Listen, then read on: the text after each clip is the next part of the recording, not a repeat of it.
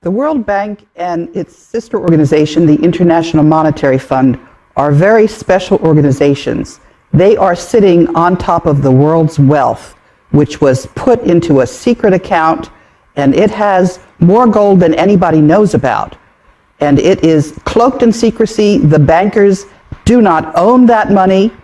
It's held in benefit for humanity. Are listed on a special agreement that was signed in 1950 about that.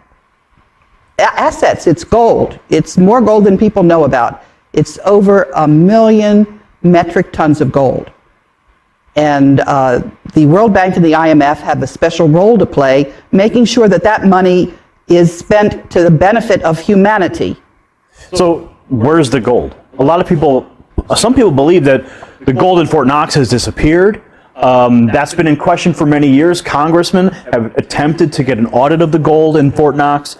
So 1 million metric tons of gold is not something you can just hide. Where would you say that that gold is being stored? 400,000 metric tons are in the Central Bank of the Philippines. There's over 200,000 metric tons in Union Bank of Switzerland.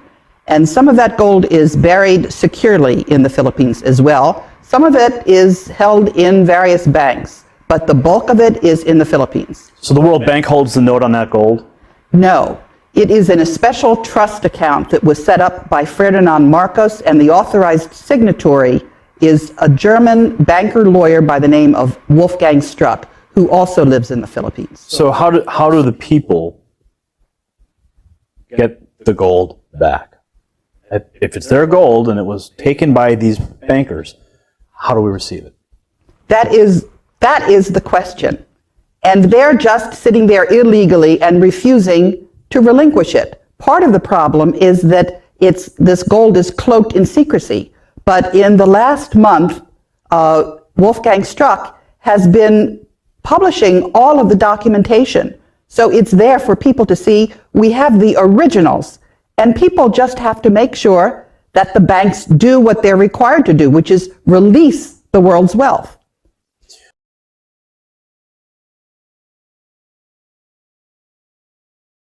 Contact Phoenix Journal Review. Independent confirmation of the Philippines gold.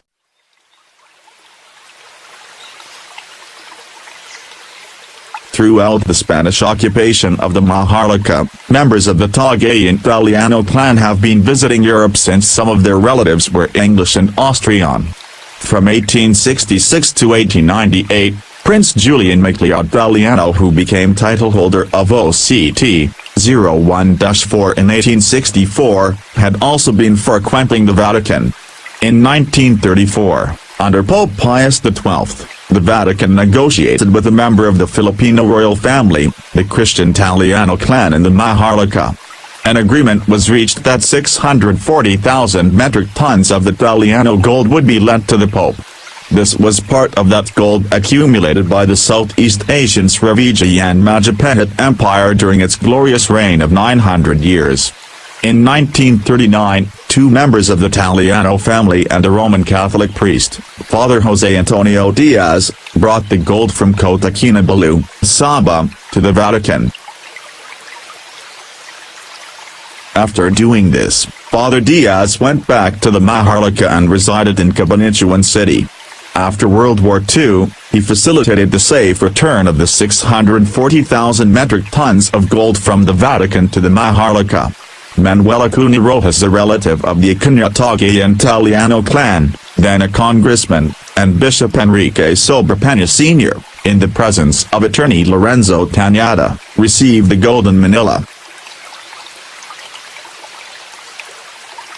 Having gained the trust and confidence of Father Diaz, the Italiano clan made him the main negotiator and trustee of their gold. Father Diaz, in turn, hired the services of attorney Ferdinand Marcos, then a highly recommended brilliant young lawyer having attained notoriety when he successfully defended himself in the Nalundasan case in 1939.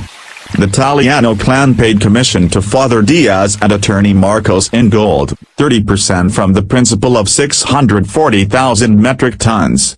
In 1949, The two richest men in the world were Father Jose Antonio Diaz and attorney Ferdinand Marcos.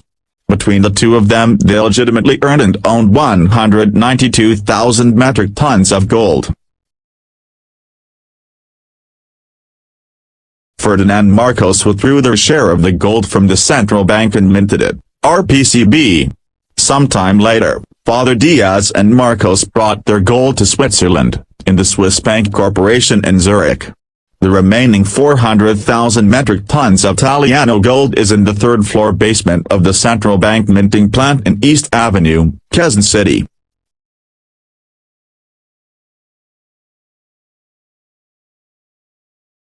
Gold for gold, dollar for dollar, this country, the Maharlika, is the richest country in the world. During a talk show in a U.S. TV the week following the bombing of the New York Twin Towers, President Bush was asked this question, which is the richest country in the world today?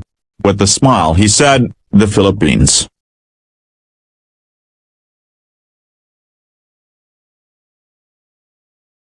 On April 9, 1973, Marcos said, "My earthly goods have been placed in the custody and for the disposition of the Marcos Foundation, dedicated to the welfare of the Filipino people.